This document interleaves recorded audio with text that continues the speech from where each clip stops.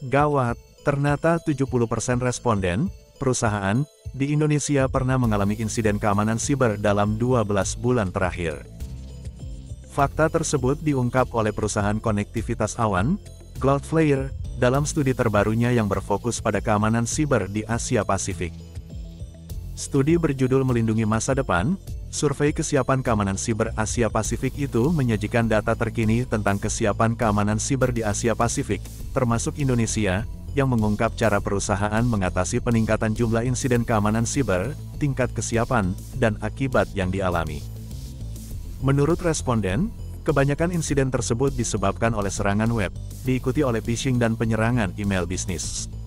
Responden menyebut penanaman spyware, penyelundupan data, dan keuntungan finansial sebagai sasaran utama para penjahat siber.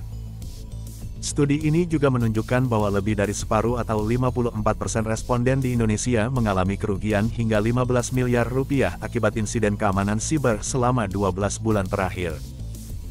Selain kerugian keuangan, para responden juga menyebutkan beberapa dampak terbesar yang dialami organisasinya, yaitu kehilangan data atau kekayaan intelektual, kerusakan reputasi, dan kehilangan pelanggan. Ironisnya, di tengah tingginya frekuensi insiden keamanan siber di Indonesia, hanya 53% responden yang menyatakan sangat siap untuk mencegah insiden tersebut. Namun mereka mengakui kekurangan sumber daya manusia dan hal ini merupakan tantangan terbesar dalam hal kesiapan keamanan siber.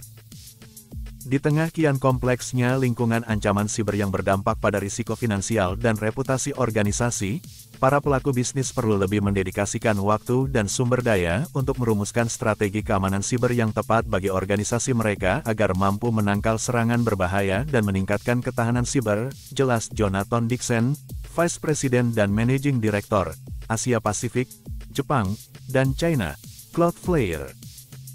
Ia menyarankan agar organisasi memandang keamanan siber sebagai hal yang sangat penting dan melakukan investasi yang diperlukan untuk mengatasi kesenjangan yang ada.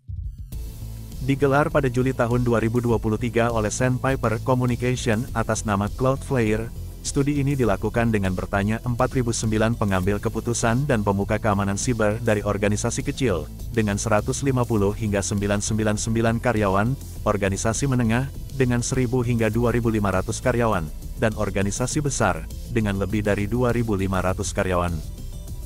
Responden diambil dari berbagai jenis industri dan datang dari 14 negara di kawasan Asia Pasifik.